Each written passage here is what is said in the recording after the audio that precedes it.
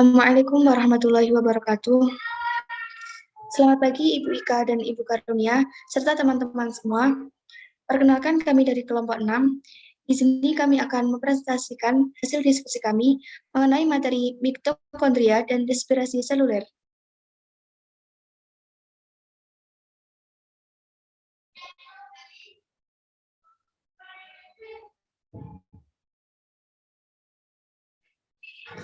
Perkenalkan kami dari kelompok 6 yang beranggotakan saya Ida Rizana Ziki dan teman saya Tri Fadlatun Hasanah.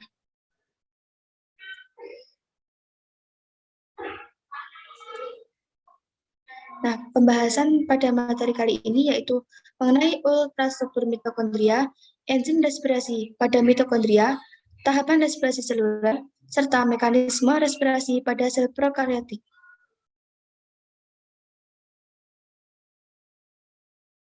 Yang pertama, ultrastruktur mitokondria.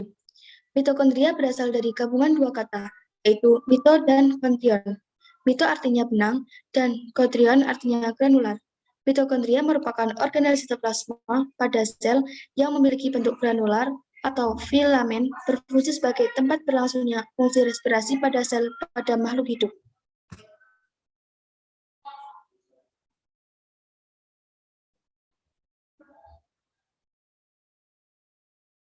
Berikut adalah struktur dari mitokondria. Yang pertama ada membran bagian dalam.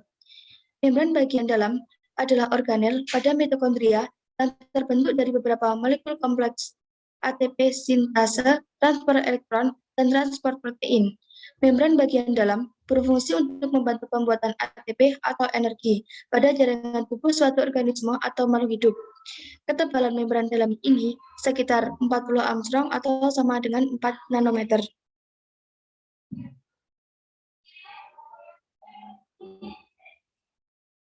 Kemudian yang kedua ada membran bagian luar. Membran bagian luar adalah organel pada mitokondria yang tersusun dari fosfolipid bilayer yang bersifat semi-permeabel. Membran luar mitokondria memiliki protein integral pada membran yang disebut dengan porin. Membran ini berfungsi untuk membantu proses biosintesis jaringan tubuh suatu makhluk hidup. Ketebalannya yaitu sekitar 40 Armstrong atau sama dengan 4 nanometer.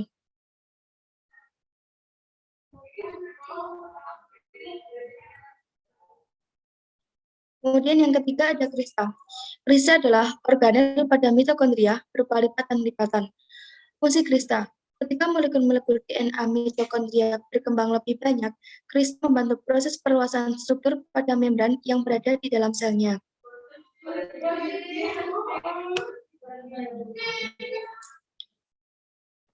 Selanjutnya yang keempat ada ruang antar sel.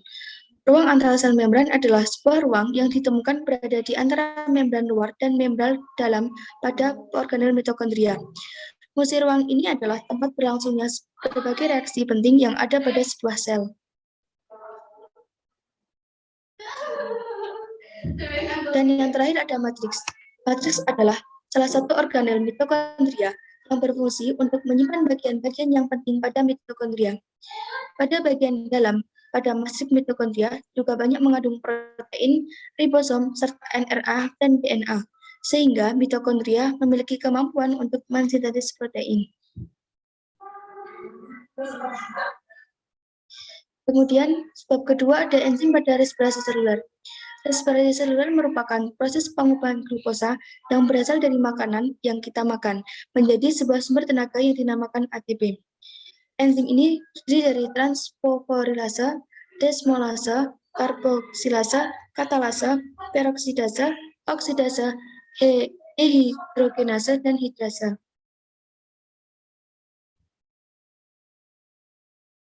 Selanjutnya akan disampaikan oleh rekan saya. Silakan Mbak Dila. Terima kasih Mbak Ijal. Yang selanjutnya yaitu tahapan respirasi seluler. Tahapan respirasi seluler terdiri dari 4 tahap, yaitu glikolisis, dekarboksilasi oksidatif, siklus Krebs, dan juga fosforilasi oksidatif. Glikolisis merupakan proses pemecahan satu molekul glukosa 6 atom C menjadi 2 molekul asam pirufat atau 3 atom C dan menghasilkan molekul NADH dan 4 molekul ATP pada fase pembayaran energi. Reaksi glikolisis berlangsung di sitoplasma, tepatnya yaitu di sitosol. Melalui liku-liku reaksi kimia yang panjang, akhirnya dihasilkan 3 senyawa penting, yaitu 2 molekul asam pirufat, 2 molekul NADH yang berfungsi sebagai sumber elektron dan berenergi tinggi yang setara dengan 6 ATP, dan 2 molekul ATP untuk setiap molekul glukosa. Dalam glikolisis, setiap molekul glukosa menghasilkan 4 molekul ATP, tetapi 2 molekul yang terbentuk digunakan untuk beberapa reaksi kimia yang bersifat endergonik. Jadi, total ATP yang dihasilkan pada reaksi glikolisis adalah sebanyak 8 ATP, yaitu 2 dari fosforilasi tingkat substrat dan 6 dari oksidasi 2 NADH pada fosforilasi oksidatif.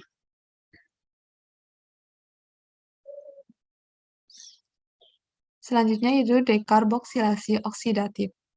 Dekarboksilasi oksidatif pada sel eukariotik berlangsung di matriks mitokondria, sedangkan pada sel prokariotik berlangsung di sitosol.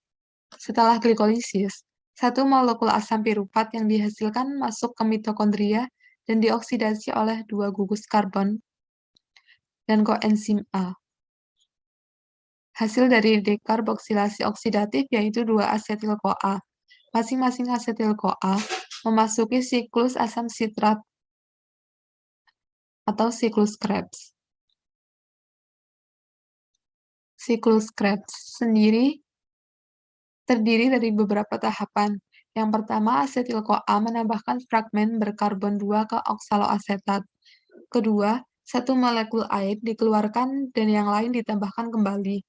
Ketiga, substratnya kehilangan molekul CO2 dan senyawa berkarbon 5 yang tersisa dioksidasi, mereduksi NAD+ menjadi NADH. Keempat, dikatalisis oleh kompleks multienzim, mengubah pirufat menjadi asetil-CoA, CO2 hilang, senyawa karbon 4 yang tersisa dioksidasi oleh transfer elektron. Kelima, fosforilasi tingkat substrat. CoA ditransfer oleh gugus fosfat yang dipindahkan ke GTP membentuk GTP. Keenam, 2 hidrogen ditransfer ke FAD untuk membentuk FADH2. Ketujuh, ikatan dalam substrat disusun ulang melalui penambahan air.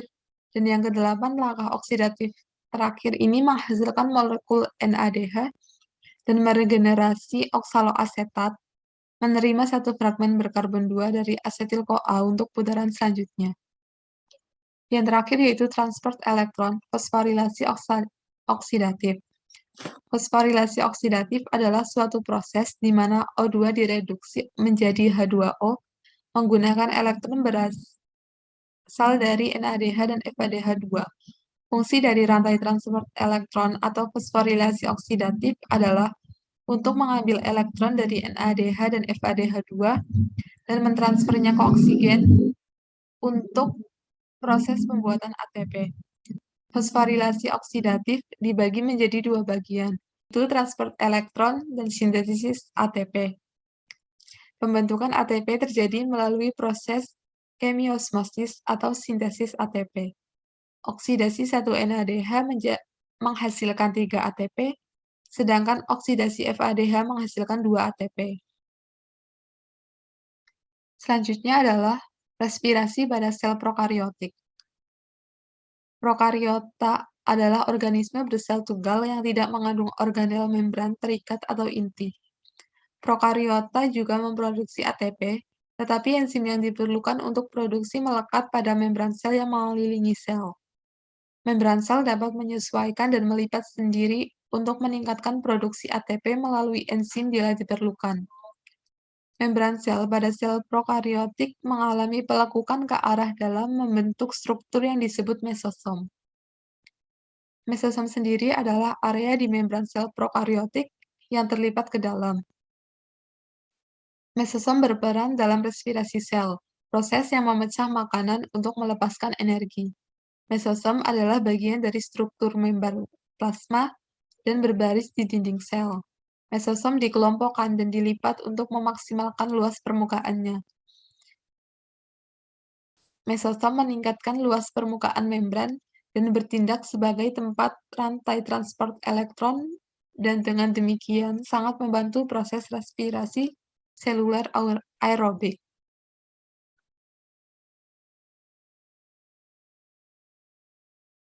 Demikian presentasi dari kelompok kami. Selanjutnya saya kembalikan ke moderator. Baik, terima kasih Mbak Dila. Nah, demikian presentasi dari kelompok kami. Apabila ada kesalahan, mohon dimaafkan. Dan terima kasih untuk perhatiannya. Wassalamualaikum warahmatullahi wabarakatuh.